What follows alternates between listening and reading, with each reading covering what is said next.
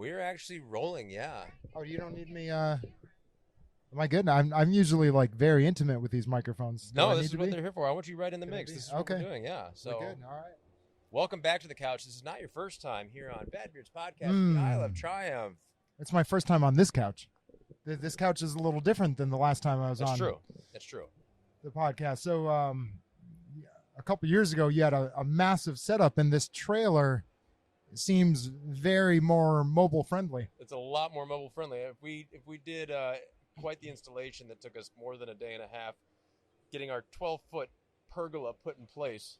It was really cool. It's super cool. And this year, it just took maybe 30 minutes and some massive divots of grass to get in. Yeah, sorry about that, Alan. Yeah, it's okay. Well, and so like I just kind of led you in specific to the conversation today. So this is my second time here at the Isle of Triumph, and you were here at the very first installation of, as a OEM, as a partner here at Barber Vintage for this event. How do you see my offering for you guys, and how does it help you? What's the vantage point from the corporate side? Yeah, of course. So I'd say probably the biggest way it helps is, well, there's really two primary ones. One is just adding to the aesthetic. Yeah. Right? So Isle of Triumph, I'd say, has a really unique vibe compared to other parts of Barber Vintage Festival. And everything about this aesthetic fits right into to our aesthetic in this space. So, and beyond your specific thing, I mean, really what I'm trying to build at the Isle is a sense of community. Yeah. And I would say you very much help in interconnecting the community. So a lot of it has to do with physically what you're bringing, but the X factor is what you bring in personality. So you're a very social person, and just bringing that here, I think, connects a lot of dots. And ultimately, that's what I want with this space and with all our partners. I don't necessarily always want Triumph to be indirectly, exclusively working with every different partner, every different company. If you're in our ecosystem, the Triumph ecosystem, I want everybody to be in each other's ecosystem. And I think then as a brand, we just amplify the message. And then that leads me to my second point of what you're technically bringing to this is storytelling, and the story is that you're here and that we're all here. And absolutely, Triumph can't be the only voice telling people that this exists. So, for you to be here and just help amplify that message and share the story is really impactful. Yeah, that's great. Well, and I'm happy to share in the chaos and then tell the story as from my vantage point. I never feel pressure to share anything one more than another, and so it's fun just to be able to come and hang and do what we do. It's funny. I have my dad and brother here this weekend, and so my brother's very business. He's a businessman, and he's like, "What are you selling?" And so, much like when we were on stage earlier, you're like, people say, what does Sam do? You're like, it's that secret sauce. And so trying to monetize that and explain it to my brother equally has been a bit of a hill to climb. But it's nice hearing that at least there's value seen in what I offer and that it serves the overall good. So I'm happy to be here to offer just that. Yeah, 100%. So I represent marketing.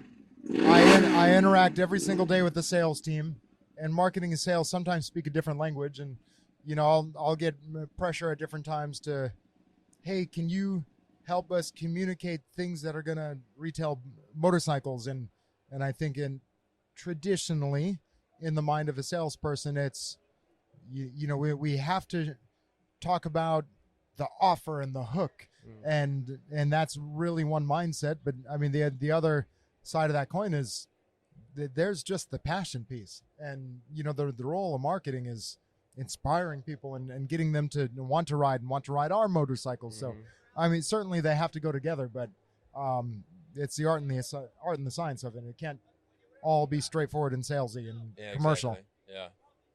Well, it's a conversation that we're continually having, often on microphones in a podcast setting. But it's one we'll continue to expound and expand upon. And I'm happy to be having it with you, Adam VanderVeen from Triumph Motorcycles here at Barber Vintage Fest. 20 years. 20 years officially. What a big milestone.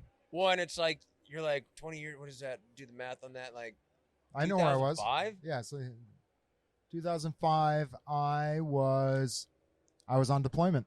You were on deployment. Yeah, right. 100%. Yep. 2005. When it's October. Yeah. Absolutely. I would have been in Iraq for about 2 months. I was getting kicked out of whatever current school I was in. All right. I was in high school.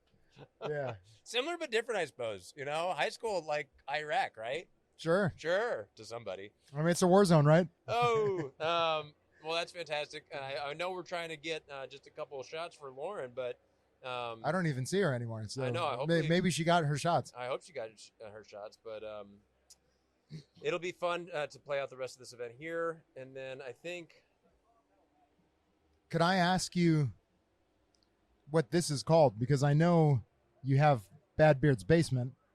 Is this? So I've been finding, and this is something that even your producing partner for your show, I'd be curious of, because I have learning about doing different seasons and breaking it up and having it be able to search like that. On YouTube specifically, you can have playlists, right? And so be able to separate Bad Beard's Basement. Those shows go out on that. You know, whatever. It's Bad Beard's podcast. It's Bad Beard's show. Both are searchable as the same, and it'll pop up as that. But if you want to go on that and see the ones that happen in that basement setting, it'll be Bad Beard's Basement. If you want to go and see Barber Vintage Fest, because I'm going to run, 15-20 while I'm here, you'll see 2025 Barber Vintage Fest. If you want to see, Moto Beach Classic, that'll be next week. That'll be its own playlist. And so that's kind of how I've been doing it with like AIM when I went out for AIM Expo, and then the one show, the same. But then what I'm also learning from some of my biggest consumers are that they're like, that's so many. And if you put them out weekly, that's something I'm excited. It creates a little, desire. And so when I put out 25 like that, I don't know the science of it. It's the Netflix approach.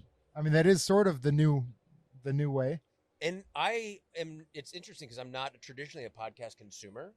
And so connecting with an audience that is in pursuit of those, it's oftentimes like and I can't speak for everyone here, obviously, but the ones that come up and talk to me, they're curious and they're looking at what's going on and they think it's interesting, but none of them seem to listen to podcasts. And so then I'm like, well, I'll be on TikTok and Instagram too. You can find me there. But I'm still finding what the best format, I did Moto America and I got brought up into their paywall site.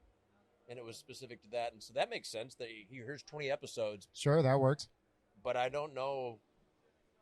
I guess maybe because that you stream, right? Like they have a streaming app. Yeah, I need Bad Beard is its own streaming app. There you go. I don't know. Oh, to be determined, I suppose. Cool. I love the variety, the flexibility. It works. I'm going with it. Well, and all the same, as you learn, please share with me. And I will continue to participate. And that was it. Yeah, my biggest advice was, and again, it came from my producer, was to do seasons, and seasons lets me stop for a little bit. Mm-hmm. And if I had the pressure to go continuously, it would drive me crazy. So. Yeah. Well, with that, I guess this is a break in my season, and I got a ghost, I guess. Well, we band's about to start. And who's our band? Give us a little background on them. Oh, yeah. So, actually, somebody's going on now at 4 o'clock. I have no idea. So it's going to be a mystery band to me.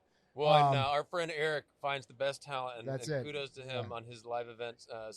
So this mystery band told Eric that they have Is it a mystery to him, too? Sort of. Okay. But, the mystery band has brought a mystery video. And they said, we want to have video playing behind us while we're performing. Okay. And Eric's like, I don't know about a mystery video. I'd like to take a look at that. Hopefully he gets a peek So first. he's taking a look. But then later on tonight, we got Motorboat from Atlanta. Motorboat. Well, give me more background on Motorboat. Have I seen them? Is this? I've never seen them. It's brand new. I've sang karaoke at his bar. That's it. So English Nick hosts live band karaoke. He's also famous Atlanta area radio DJ. Yep. But I mean, he's a musician that just sort of fell into DJing. So he performs. He plays. He sings, and recently within the past couple of months, he's formed this band called Motorboat. So I think sick. That's it. It's I got brand some new. Friends are gonna be really jealous. Yeah, it's a good time. Everybody knows English Nick. Everybody does indeed. All right. Well, I won't hold you back. Go find out what this mystery video is before you get in trouble. That's well, Eric will get in trouble. Yeah, well, at the end of the day, it all rolls up, right? So that's it, man. All thank right. you, man. Well, always appreciate your time, and thank you again. And hopefully Lauren got what you wanted. I don't know. Maybe. That was some unique timing. Yeah. 3:17. All right.